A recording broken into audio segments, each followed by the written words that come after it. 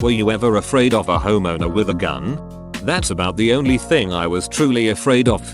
Just out of curiosity, from your point of view, would a homeowner be in the right to kill you if he or she were to catch you in the act? Did you consider your life forfeit when you entered a home, or did you never really think about the dying part? I never did come to terms with that question, and I've thought about it quite a bit over the years. Would they be in the right? Yes, in my mind. I don't know. I considered what I was doing a do or die situation, so I felt that what I was doing was forgivable. But I don't think I would have held any grudge against a person who shot to kill. To be fair, though, I would fall to the ground and beg and plead like a little baby, at which point, if I had not already been shot, killing me would be considered murder. Yep, you read that right. The laws in several states, including the one I was in, are so few-read that shooting a person who has broken into your home but is in a position of surrender or some such nonsense is considered murder. I never really worried much about it, though, as I've said before, where I was in life at the time, there wasn't much left for or of me. Reddit Ask Me Anything. IAmA, retired, cat burglar, ask me anything. Well, I quit the practice quite a while ago, but perhaps I can satisfy any burning questions any of you may have. Questions about safety, the answers to which will probably terrify you. The why and how, or just about anything, are quite acceptable. Obviously, I'm using a throwaway for this, and yes, I'm using protection to hopefully keep myself safe. So please be a bit understanding if I happen to be responding slower than you'd like. And to answer what I know will be the single biggest question. No, I never got caught. I quit of my own choosing after moving away and finding a decent job. My house was robbed once. Someone obviously showed up to the house halfway through and freaked the person out because there was a whole heap of our stuff stacked at the front door. They only got away with a few bits and pieces, but the thing that freaked me out the most was the fact my brother's ashes were stacked on top of everything. Disgusting piece of shit, whoever it was.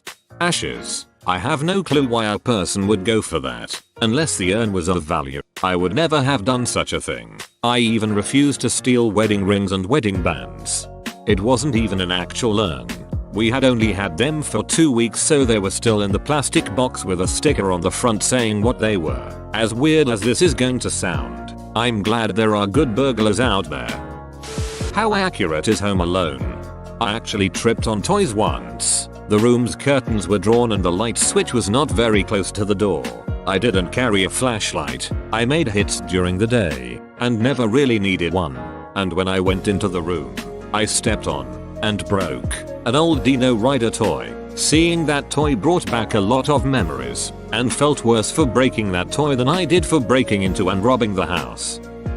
Single most expensive object stolen. Most stolen from one house at the same time. Any incidents with dogs or homeowners actually home? Scariest moment? Most expensive object. A gold watch. I could have grabbed a diamond wedding ring, but even I had standards. Most stolen from one house was around $1,000. And dogs? Let me give you the lowdown on dogs. They aren't protection or security. A dog can be easily tamed usually. Act friendly, give it a few rubs, and they'll happily follow you around. If that doesn't work, after my first run-in with an annoying dog, a small, yappy dog, I started carrying rawhide sticks with me.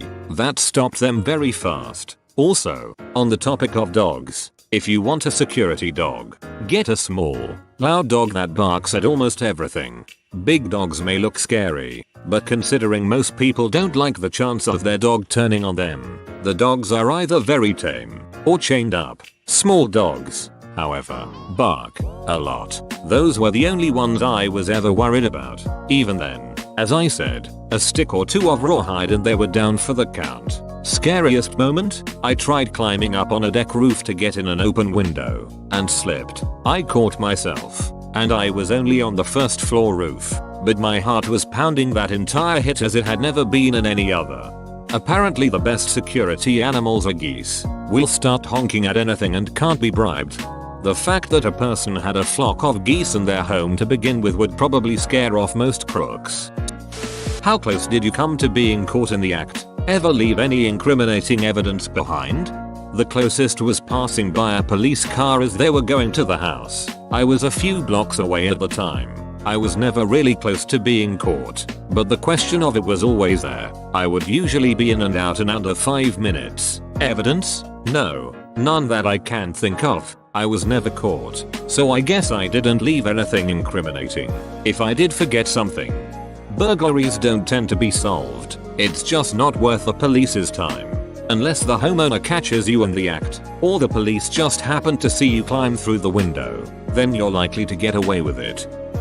The house I live in with my boyfriend was broken into and most of our stuff stolen about a year ago, and it was seriously one of the most traumatic events of my life. We're college kids and lost pretty much everything we owned of any value. I still have trouble sleeping at night and have had to install alarms on everything. I just can't believe a human being could do that to another human. We're all in this thing together just trying to get by. No questions. Just wanted to beach. I'm glad you stopped though. Cheers to your new job, and hope that goes well and you never feel inclined to return to the lifestyle. I'm going to give you the best advice for home security you will ever get. Window laminate, alarms, dogs, all of that are either useless or reactionary. The only thing that ever really shut me down were laminated windows. A crook's biggest weapon is speed, and their biggest enemy is time. If somebody were to try to break into your home and ended up hitting a window that was laminated, they would, in almost every case, run off. It isn't even all that expensive, especially since you only need to laminate the first floor windows, and any windows on a first floor roof on a 2-story house, such as a porch or deck roof. Don't waste money on alarms or dogs. Spend it on good window laminate put in by professionals, and you will be much safer. Nice try, window laminate sales guy. So that's what his new job is. How easy was it for you to enter targeted houses? What were your techniques? It was very easy. My method of entering was usually to find a decent backyard window and break it. Entering through there, I had secured duct tape, a sharp rock to an elbow guard, and would just hit the window. The worst times were when I forgot my gloves and had no way of opening the window. You'll be amazed at how many windows are painted shut, or were never meant to open to begin with. I had a pair of heavy mesh gloves to clear away glass at those times, and if I forgot them and couldn't find another means of clearing the glass quickly, I'd abort the attempt. I kind of pity those people more than the ones I actually robbed, because they would come home to a broken window, and that was it. Rather insulting, I'd think. Furthermore, they'd spend the rest of their lives wondering just what it was you stole. How many times are we talking here where you forgot your gloves? Seems like gloves would be pretty high up the list of items you're gonna need to go out cat burglaring. Not many. Over the year and a half I was active, I think it only happened twice. Biggest haul or weirdest thing you saw stolen in a house? X.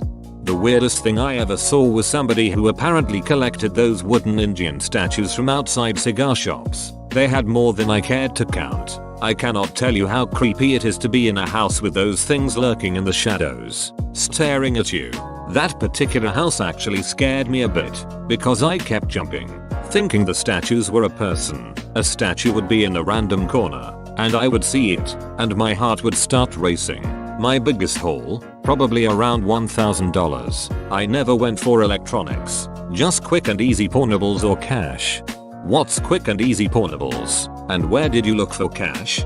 Quick and easy pornables are jewelry, for the most part, but I drew the line at wedding rings and wedding bands. I never stole a person's wedding rings. I would look for cash on kitchen counters, near the coffee pot, as well in the cupboards near it, around the area where keys were hung, in jars and boxes, especially ones on the upper shelves of bookcases, in bedrooms and bathrooms, on vanities and in the clothing drawers, under beds, under mattresses, under lamps. Yet, quite a few people hid cash under lamp pedestals, and just about anywhere that there didn't seem to be much collected dust, but was a small enclosure, small drawers and cabinets. Yes, I would take a glance at the level of dust in the house to get an idea for the well-traveled areas. I generally didn't bother with a safe, though. A lot of crooks do, if they have a vehicle available, but since I had to hoof it, lugging around a safe would be a bit too obvious.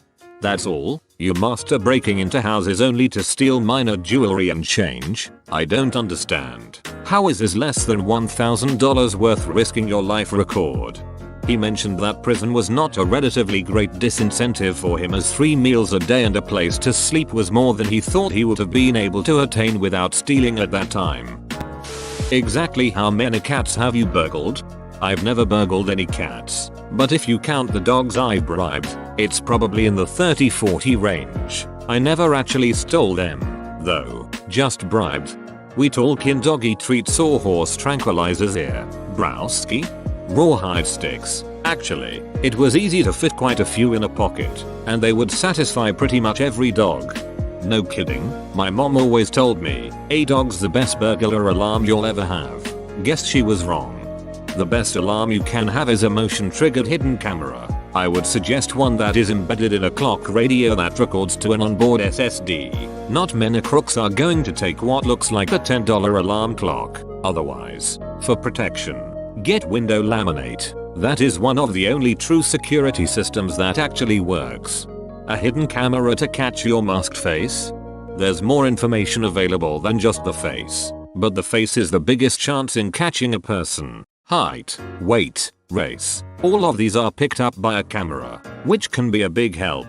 Yay baby, that camera next to my bed, it's for burglars. Did you ever carry a weapon with you? Had you considered using it or threatening to use it when given the opportunity? Did you steal during the day-night? And did you study the houses and their occupants carefully to avoid confrontations? I had a pocket knife with a 3-inch blade, but that wouldn't have done much as a weapon against somebody in their home. It was mostly for cutting a screen or similar situations. I wouldn't have used it, though, as a weapon. If I had ever encountered a person, I would have just ran. My hits were during the day, usually around 10 or 2. People were at work, and it was either before or after lunch. Night hits are only in movies, books and jailed thieves. People are home at night, and far too many people have guns. I never made a night hit and never wanted to. As for studying, not usually. I might make a pass and then come back an hour or 2 later. But I usually just kept my eye out for obvious signs of nobody at home. No cars, no movement, no flickering TV, computer, etc. The times I did do studies was usually when the houses were near parks, and I could watch for a bit longer without making people suspicious. Even then, though, I usually just watched the kitchen, if I could, for an hour or so. Were there things that you looked for that made you select a property? Also, how did you offload hot items? Did you have a fence, or random sales? How does that work? No cars in the drive or on the street. Plenty of windows on the garage to check for cars inside. Large windows on the front of the house, easy to see inside to case. No flickering TV, computer. No music. Signs of a decent person. Well manicured lawn, well tended flowers and a clean sidewalk and drive. It's 10 AM. You're probably at work, and an enclosed backyard. Seriously, the worst thing you can do, other than leaving everything wide open with signs announcing it, is having an enclosed backyard. I realize I edited my comment and probably didn't catch you in time, but would you fill me in on the offloading question? How did you offload hot items? Did you have a fence, or random sales? How does that work? Sorry for the ninja edit. I was trying to ask original questions. P. Offloading was usually to a pawn shop or in the paper. I would hold on to the physical items for a few weeks to a month before putting them out. Usually, I went for cash and, yes, I admit this, piggy banks. Generally, though, pawn shops exist that will buy your stuff without asking questions. I didn't always get the best prices for the stuff because of that. But when the choice is mediocre poor price and no questions or good price and questions, you try to avoid the latter. Were you ever nervous they would see your face and then later trace the items back to you? As in, they find items and somehow discover you on film later or some such from the shop? Were you often just a nervous wreck? I would be. I'd be sick constantly worrying that I was facing prison time every day I woke up. One more. What did you buy with the money? I always had a mask when I broke into the houses, so I wasn't afraid of being caught on home cameras. As for being traced and caught, I was never worried. I've mentioned that. At that point in my life, it was do or die. To me, spending time in prison would have been better than the life I was living.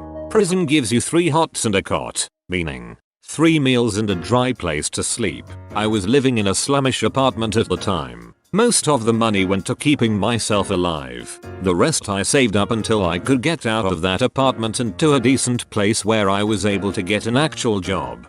Honest question. I am armed. But if I encountered a thief, I would order them to stop and attempt to force their compliance. I'd react based on their actions from there. Escalation only when merited. Would you be likely to comply if you were startled by an armed owner screaming at you to comply? Or reject the risk of getting hit owner not caring about you, firing, and just run instead? For effect if it matters, it's an M4. Not sure if you would even care.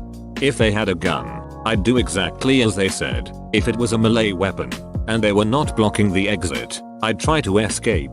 Any type of firearm would turn me into a blubbering wreck, though. But do not think this answer goes for everybody. Plenty of crooks will try to escape or defend themselves. If you catch a person breaking into your home, and you have a gun, shoot twice to kill. Do not attempt to apprehend them or stop them if you do not intend to kill them.